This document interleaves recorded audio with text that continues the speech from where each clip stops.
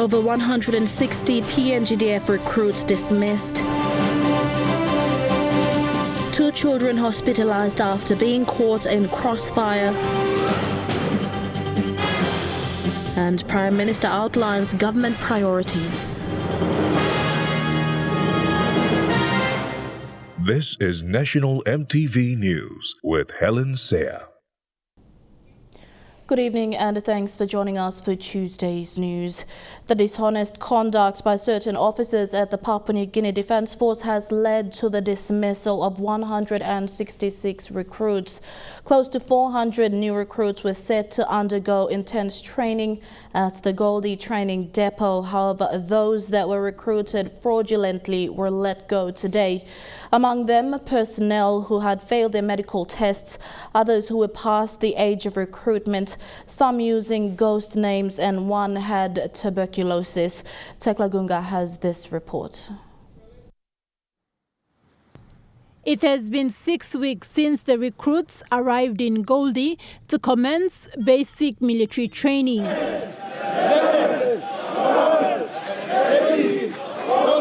But due to shortage in funding, which affected the issuing of proper training gears, it delayed training for almost 2 months. Last month, the detection of a TB case prompted the training branch at PNGDF headquarters here at Mari Barracks to conduct a thorough screening into the recruits who were already enlisted at Goldie. Next 5 minutes. Move! Go, go, go, go! Let's go,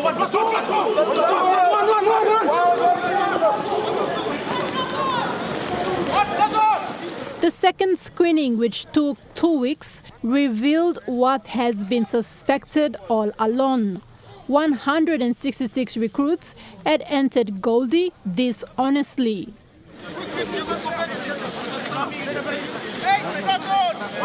This block online block you go out. You got 3 block area, we block find him as well. Number 1, you fail in medical board. This block list, you meet him age criteria, now some block over age, but you fail in medical board. You start block list A, and you must go out. Number 2 list, over age. Some block you over age, this is a category, you pass in medical board. That's all you over age. Directive Block Commander, Directive 16, signed long 30th June 2021, M-Talk. Cut-off mark block age M26. 27 he go up, M-Nogat. Something where past branch, recruiting process in a block, screen him, na him lahap. M number 2. Number 3 hap, M ghost names. From the 166, 100 did not pass the medical test. 38 were overaged, while 26 others had ghost names. At 12 p.m. today, a parade was called to address this. The recruits were divided into 4 groups, beginning with those on the genuine list. Second in command of recruit company, Lieutenant Ernest Bopiang, went through the list, calling names of the 188 who qualified to pick up their bags and return to training. 815-712, recruit, Undi Newman. Sir!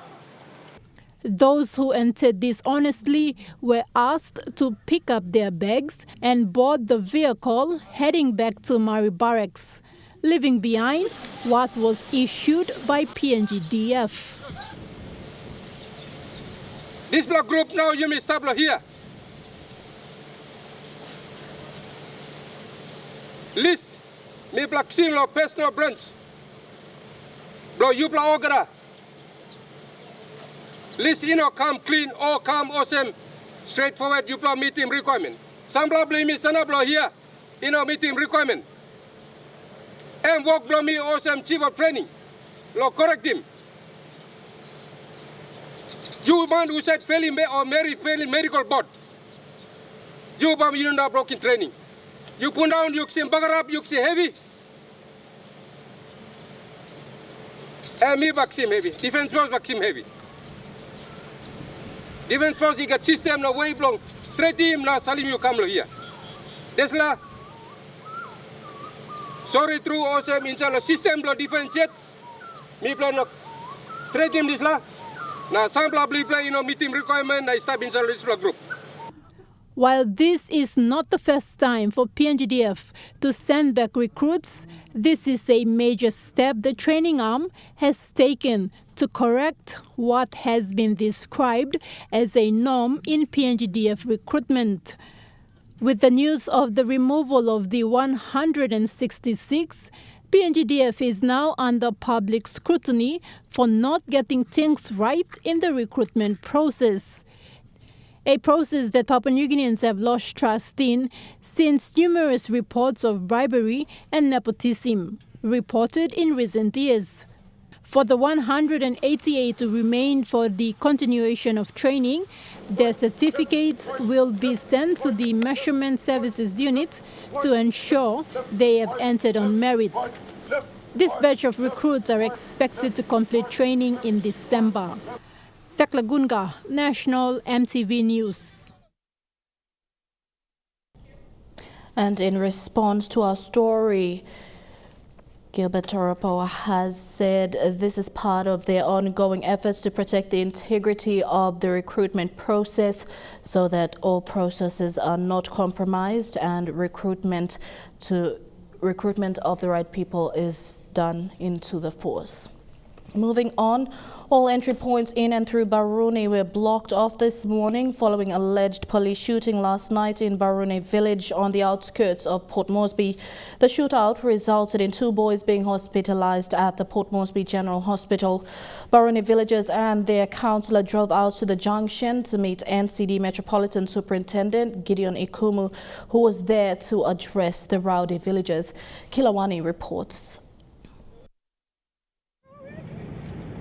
The Baruni Road, considered one of the country's economic corridor for development, having the country's international seaport and the LNG site along its way, came to a standstill this morning, with Baruni villagers setting up blocks following an alleged police shooting last night.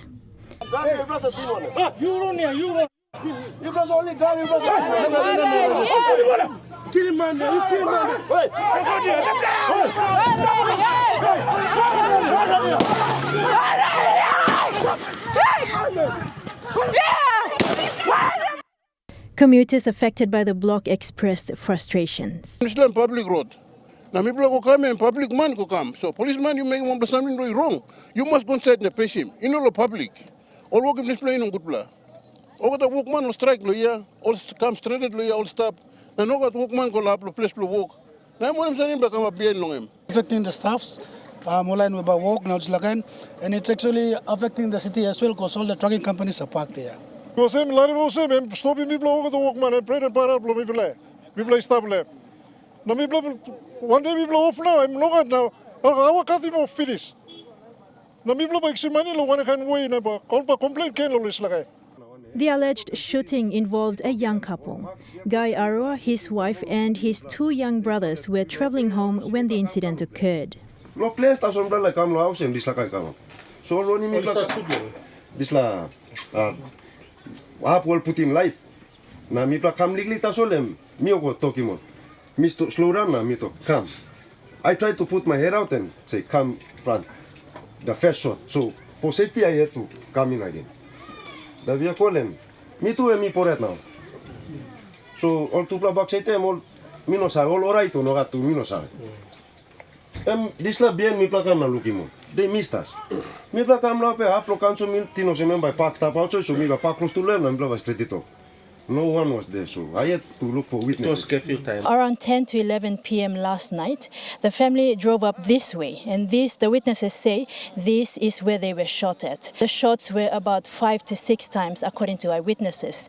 The witnesses said also that this is where the 2 young boys sustained gunshots. Mi pla come, mi pla driving lo yeah, mi pla tino soba looking house na. One no by stop shooting. They kept on shooting. Shoot. Mi pla come, mi pla park and still they were shooting. Mi pla go around now, look at me look him all. Not talking me. Rascal, and actually I was the driver. They should have arrested me over talking me. You wrong one. And they were looking for someone else. Which me confused now. Me talk safety blow me, house blow me come there. Blow up me looking no safe. Control me la looking no stop. Me come me tino so Bible looking house line no one no Bible stop shooting. Banda stop no, you kept on shooting. So I had to come and house blow me straight. Relatives share the trauma they experienced last night. I'm having to sit down now, having, walking really fire. All come shoot love now, picking run nothing. We were very lucky that all got a bullet or gunshots are missing me. There's bullet mark and this bullet mark, really called firearm, high powered firearm also, M16, bullet hole by blood. Cells all get them blowing. NCD Metropolitan Superintendent Gabriel Ikumu was received by Barony councillor and villagers at the Barony Junction. He assured the family that the police officers involved in the shooting were identified. Now that Midland Police identified Mr. Unit finish, I will put together an investigation team. Now I go through and investigate all policemen. All the time we identify more finish last night. Night yet, we start to one the morning. I want something to talk, so Miss Abel want something to go. And more information can assist him. Or policeman will investigate him good. Now he may come down no truth. Suppose policeman blow me wrong, policeman blow me wrong. No got one plan man and stop untap law. Yes, people police got power law, police him community blow me blah, but he got law too and say guide him walk blow me blah. I'm straight down. They just fixed that. They were just fixing that. Adding investigations will follow. Tupla black sustaining pellet wounds or stop law. How sick now? Ibla story, low side story, blah, console, thank you. Relatives, ibla stop, story, blah, me arim. But in finish lawyer, and I must start the investigation. One plan wait as well to find out when something and come up straight and through the investigation. And normal process, all the incidents I go through. 2 hours later, around 11 a.m. this morning, after the family had the dialogue with Metsup, the road was reopened for free flow of traffic. Kilawani National EMTV News. It's been 3 weeks since Kukipi village in Gulf province was devastated by king tides. Help is slow and the effects are starting to take a much greater toll on the people. The supply of clean drinking water within the village has now been depleted and the people are calling for help. I spoke to the village councillor by phone today. The king tides swept through water wells and knocked down a few water tanks in Kukipi village 3 weeks ago. Since then, the people have had to survive on what little they have left. Time has passed without relief assistance and they've now run out of clean water to drink. Kukipi village councillor Rodney Horo-Tom told EMTV News by phone interview that the village is in need of clean water. Currently I'm affected with it.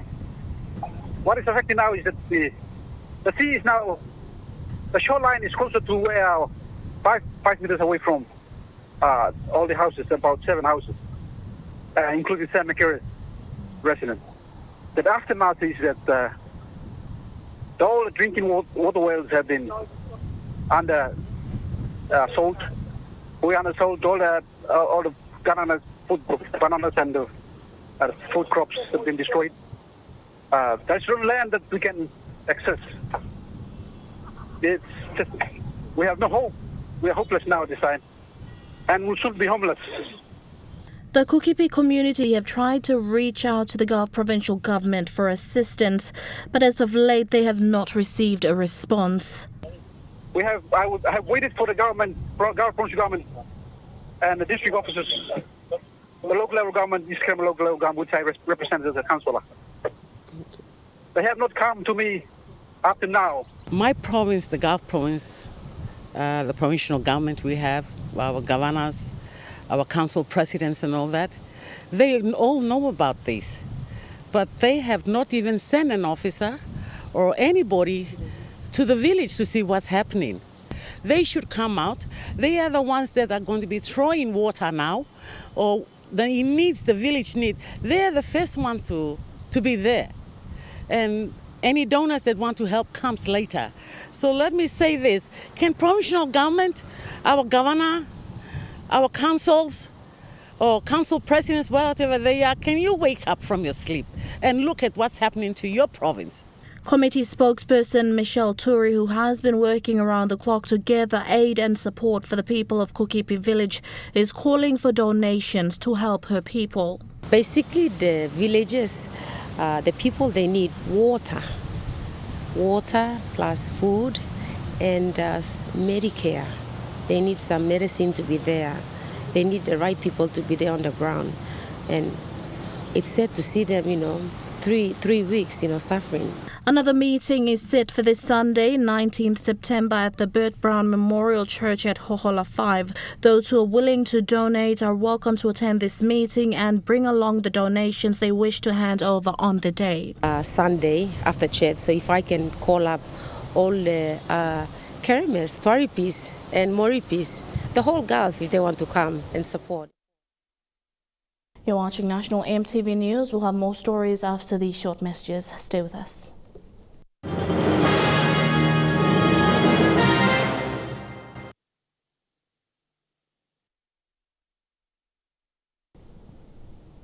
Welcome back. Parliament was recalled yesterday to address a few business matters of the House. First was the condolence message by government and opposition members on the sudden passing of Middle Fly MP Roy Biama. Then it was the tabling of the procurement bill and its debate. The bill was presented by Finance Minister Sir John Pundari. The presentation of the bill garnered a war of words before 86 MPs voted for, with 7 opposing it. This layer, Mr. Speaker, it was given to us on Friday, not 5 minutes before passing. So I want to say that you plus started longemia, and now only giving you plus sample day, please. I think you must talk out, not talk straight, not talk thank you, legally, at least we had some time to read it. And sometimes, whether you be a province on a different side of the floor or a district on a different side of the floor, there is no guarantee that the good treasurer will ensure that things are moved smoothly so that the people receive the services that they require from this authority that we have created. So, Mr. Speaker, I'm certain that the treasurer is busy, any treasurer for that matter, in the future. So, Mr. Speaker, isn't there a way we can amend this to ensure that either the provincial government is in charge or whether the Secretary for Finance is in charge of this approval process so that we can expedite some of the issues that we have? So that is my only concern, and I hope the Minister can take note of it and make the amendments that are necessary. Thank you, Mr. Speaker. We must respect processes and systems. When you and I, all of us together, when we try to interfere, we will get every one of us into problems, including our civil servants for that matter. And the punitive measures insofar as these amendments are concerned, we play in our rousing. The minimum, Mr. Deputy Speaker, is 2 million kina. Maximum is 50 million kina. Maximum imprisonment is 15 years.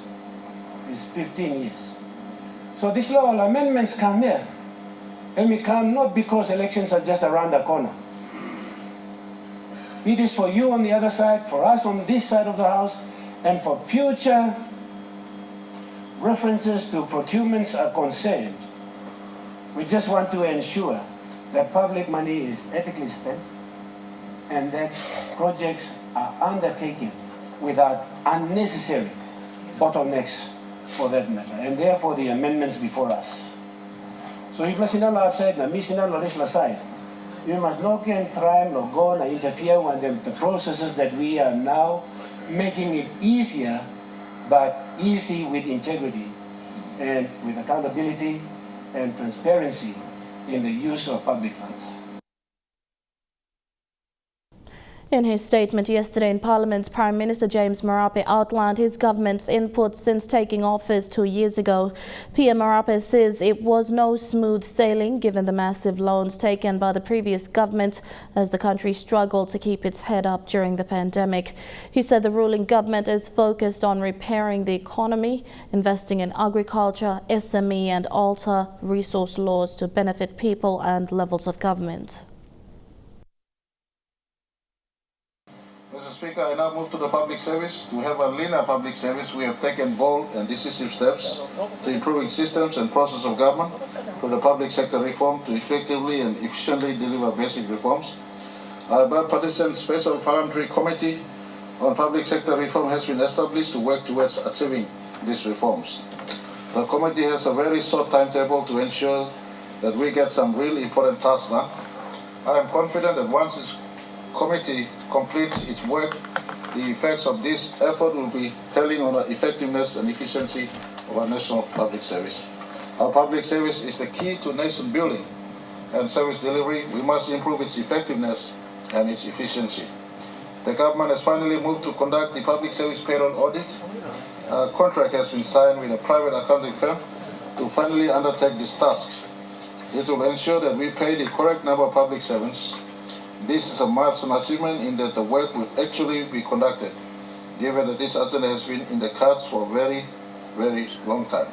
We have finally placed some agency in the process to come this far. Mr. Speaker, we have commenced and will deliver an electoral boundaries review committee report. This is an important undertaking which will provide us an independent view into how services delivery is affected by the current configuration. Our people will speak through this review report. We are also looking at intergovernment financing reforms to ensure the cost of service delivery is clearly established. We have commenced work on the decentralization policy, and a bill is before Parliament to address bottlenecks in the service delivery. We have established city authorities in Mount Hagen, Kokopo and Ley, which will ensure that the interest of our city dwellers is clearly captured. Cost rationalization exercise continues in key agencies and provinces as we speak. Mr. Speaker, I do not claim ownership of all these initiatives given that they have been formulated through the usage of government financial and administrative resources that rightly or rightfully belong to the people. But I want to say this. It is the responsibility of all of us here as custodians who are mandated to ensure the policy initiatives and plans are feasible, beneficial, and effectively implemented for the common good of our people. My government continues to achieve its objectives leading into the national elections in July 2022. It has been a transformational and collective approach, and more importantly, the belief by the coalition of partners in our government to take back PNG for the betterment of our future generation. In fact, my government has mapped out the pathway for the next 20 years, and it is my firm conviction to ensure there is continuity in taking the policy initiatives and plans, progressing our socio-economic prosperity in a very targeted manner. This government has targeted the resource sector through legislative amendments to accommodate greater equity participation and focus on downstream processing. Agriculture Minister John Simon is looking at options to reduce tax from freight companies who are involved in the agriculture sector. He said the government has been giving many tax incentives to the extractive industries, and similar arrangements should be awarded to those involved in the agriculture sector. I will be going to cabinet with certain policy papers, and one of them is the tax incentive for. One of them is the tax incentive. We're giving so many tax incentive for extractive industry. We need to give tax incentive for those that are involved in agriculture. Those freighting companies, those airplane companies, those freighting companies, airplane companies, others, those shipping companies. We need to give them tax incentive to carry all the produce for us at the most remote places in. And by doing that, we can support the price support, and we can get the best price to our farmers in the most remote place. The Independent Consumer and Competition Commission has partnered with NICTA, the Authority on Communications, to provide an enhanced platform to deal with customer complaints and their rights. A memorandum of understanding was signed today to formalize the partnership. The collaboration will also facilitate the sharing and transfer of expertise between NICTA and the ICCC as regulators to address competition and regulatory matters. The partnership is for a 3-year period. There has always been a missing link between NICTA and the ICCC in terms of where the legislation sits in addressing consumer-related issues. In that way, and you correctly mentioned, sharing of our resource, sharing of our skills, and sharing of our understanding of the industry so that we can effectively address consumer-related issues, competition issues, amongst others that we face in the ICT sector. And I am glad on behalf of our management, staff and the team to sign this document on behalf of our team so that we will effectively discharge our mandate through this document so that the people of this country benefit as a result of this understanding.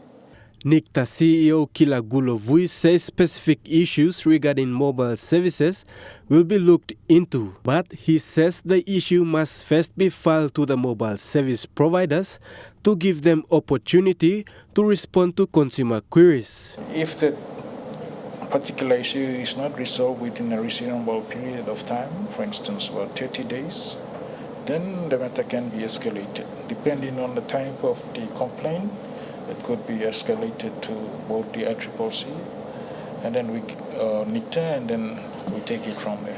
This is where this MOU is important because we have sometimes overlapping roles, so it provides very clearly who is going to be acting in certain specific cases. So once this is escalated, then this gives us a way to approaching the issue.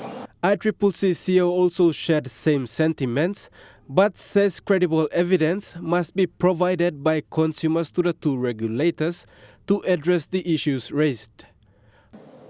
Consumers just, oh, my credit has been stolen. So what can we do? You need to, the timing is important, when you lost the credit is important, the numbers and all these details that we would require.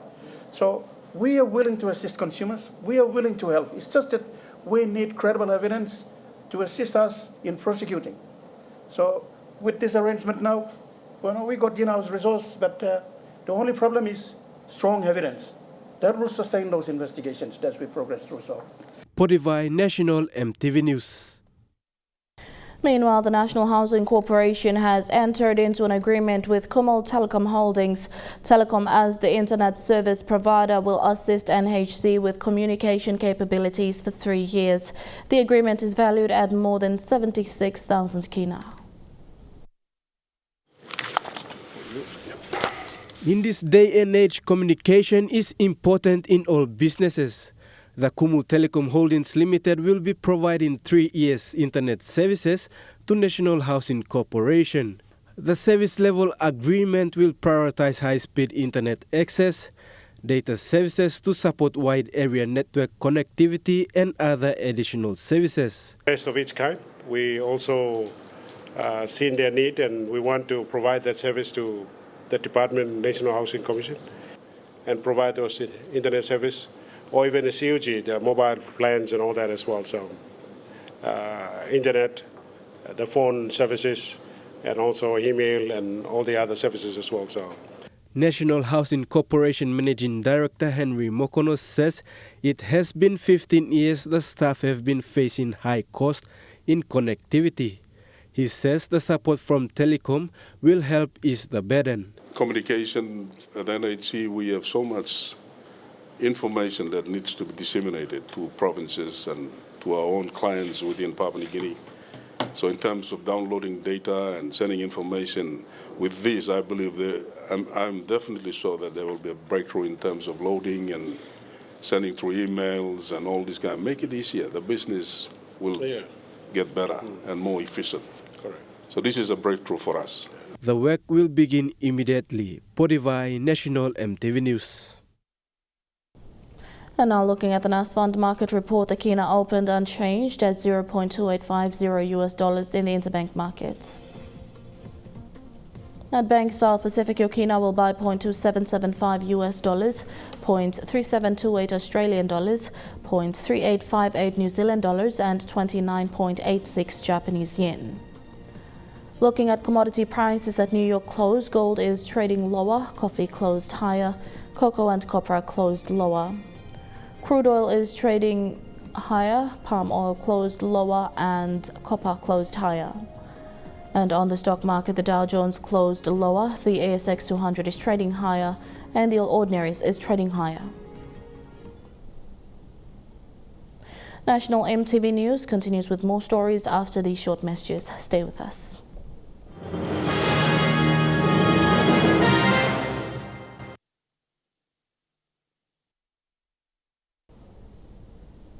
Welcome back to the news. The Papa community along the Papua LNG plant site in Central Province now have a modernized meeting hall thanks to a collaborative effort between ExxonMobil and the community at Papa.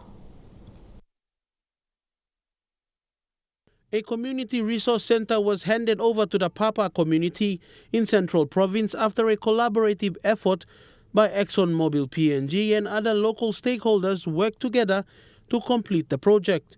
ExxonMobil has so far spent 3 million kina on various projects in Papa village, in health, education and agriculture, among other community initiatives. And again, the collaborative approach to building this resource center is one of the many examples that has resulted in meaningful community development. We have seen these results working in Porabata, building a new health facility, in Bairo, when a new classroom and staff houses were constructed, and also in Reo for the village court building. The building is fitted with a pantry, office space, meeting rooms, and restroom facilities, making it a very modern facility that can cater for various community events. The people of Papa are thankful that they have a facility which is modern and an improvement to the community's overall outlook. Tremendous support given to us in this build-up for the resource center hall. It is with great gratitude that this will enable the community to have a safe haven to discuss matters that are concerned to us. Nevertheless, as Papa village in the closest proximity to the oil and gas field. Fidelis Sukina, National EMTV News. A group of former students, teachers and partners is aiming to raise 200,000 kina to deliver e-libraries for its schools and institutions in the country. This is the Lasallian Alumni Association, PNG. Yesterday, a presentation of 5,000 kina was made to the association as purchase for a table at its upcoming corporate dinner. In a small presentation, PNG National Institute of Standards and Industrial Technology purchased a table for its place in the upcoming dinner fundraiser.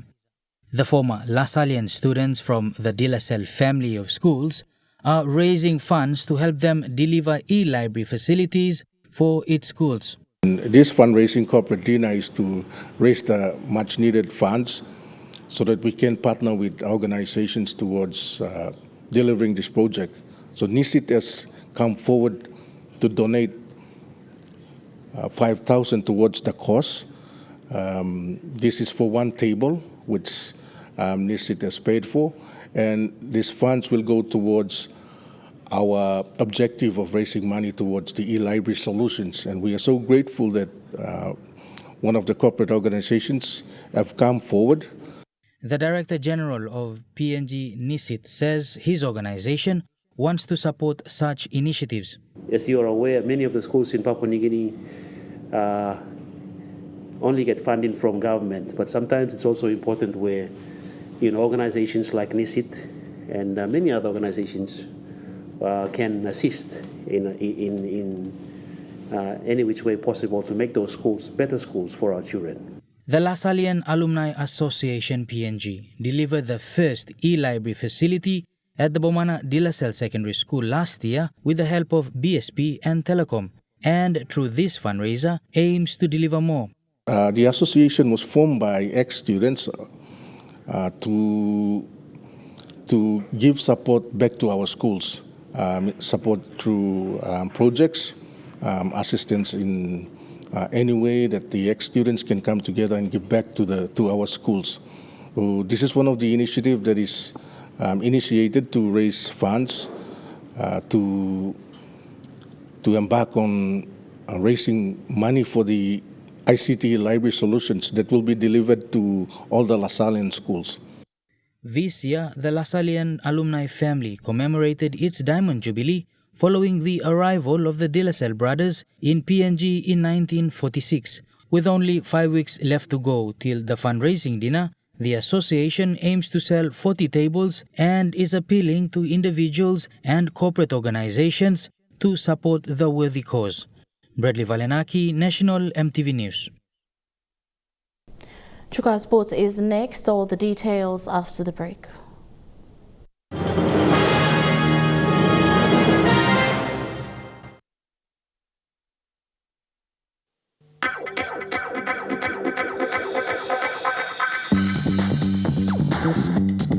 Chukai Sports.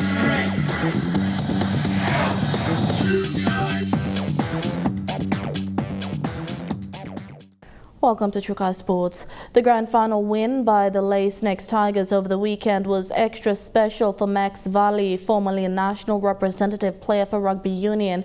His conversion to rugby league has helped the Next Tigers to a grand final win. Sometimes winning a grand final means more to a player. For Max Valley, in his debut season in Tigers colours, has contributed to a great season, capping it off with a win in the grand final. What makes it special is that Valley has been a rugby union player, a captain for his local Sevens rugby side, the PC Ravens in Lay's Papuan compound. Just this year, he made a switch to rugby league. First time debut Tigers rugby league na. First grand final play rugby league. Adapting to rugby league was a challenge for Max, but being an athlete, all he needed was a push to get into the hang of things. Game more right. We follow sometimes something in the ball.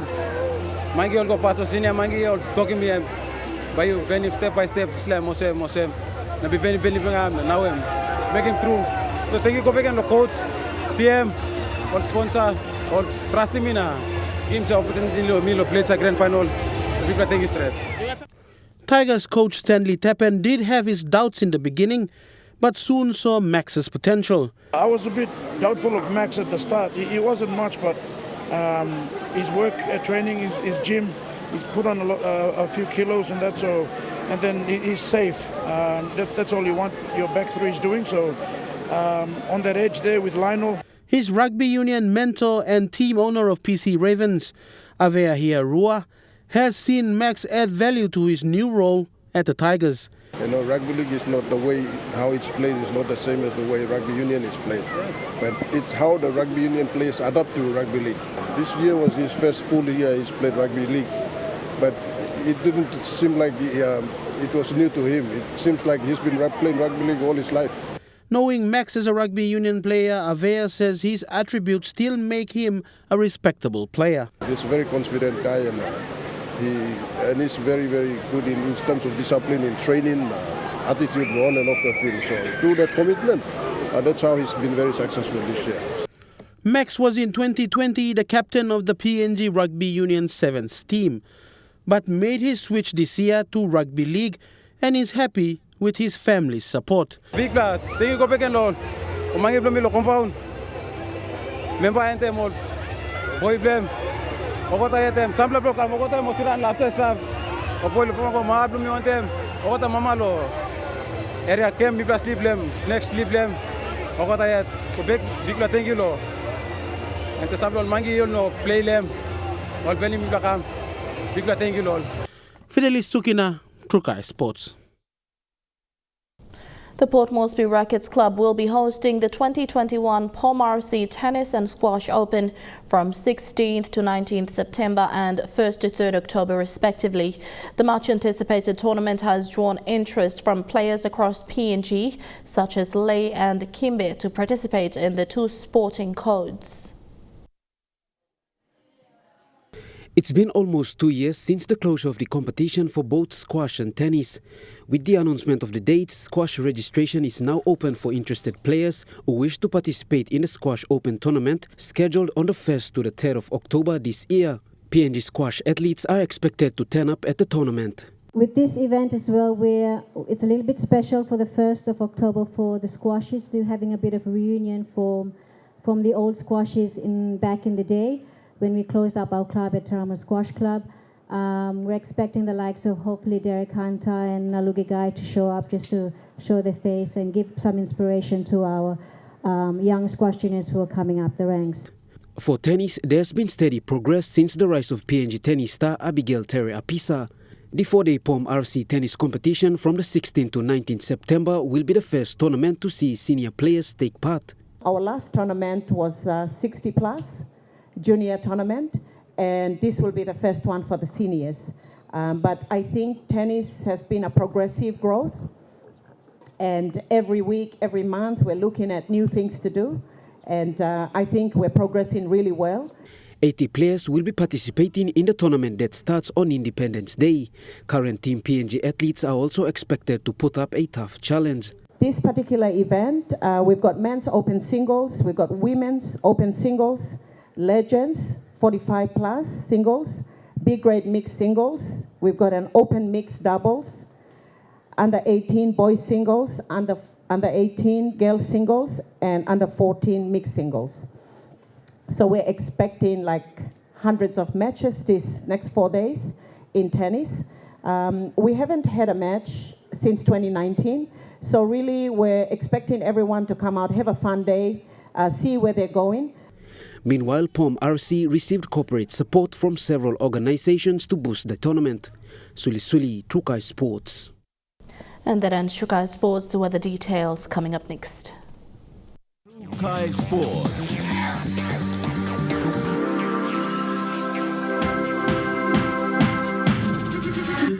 Trukai Sports.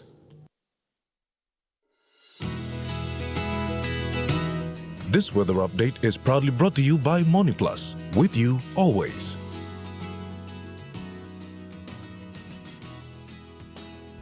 I'll look at the weather forecast for this afternoon and tonight in the southern region only. Partly cloudy with chances of light drizzles in Port Moresby. Mostly fine though, partly cloudy in spots in Popondetta.